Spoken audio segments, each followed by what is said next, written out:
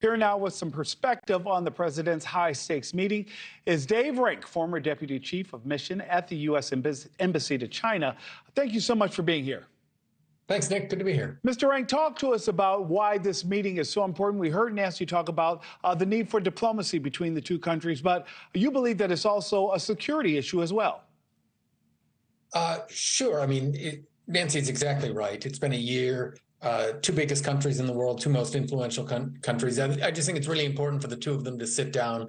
And it's important to sit down because, as Nancy pointed out, there have been some very close calls between Chinese planes and American planes and Chinese ships and American ships in the South China Sea and the waters around Taiwan. So we've got to figure out a way, even as we disagree, as we have very different values and interests, how to keep from coming to blows.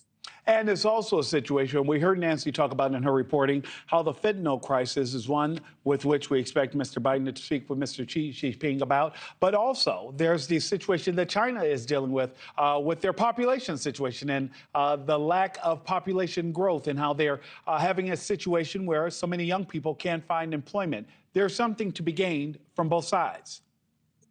Yeah, I don't know if Joe Biden's going to help with the population problem, but certainly Xi Jinping can help with the fentanyl issue here. And I know that the White House, the National Security Council, have been pushing to get some kind of deal that would restrict or cut off the precursor chemicals, the things that go into making fentanyl. A lot of it goes through Mexico, and restrict that. There's some complicated diplomacy to be done, but the people I've talked to are relatively optimistic, and I know President Biden would love to get a deal on that.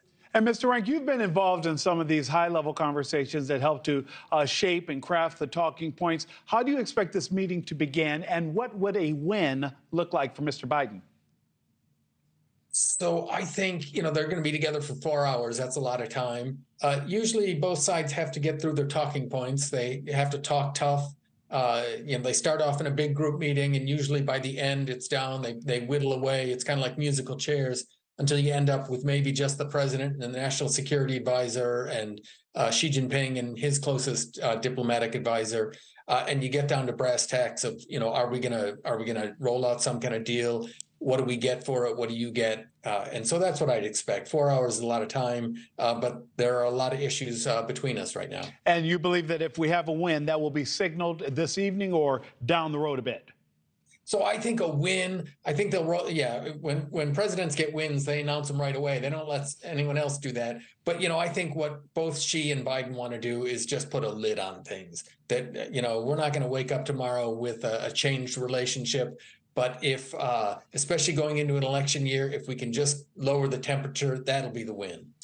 Dave Rink, former deputy chief of mission at the U.S. Embassy to China. Thank you so much for joining us this afternoon.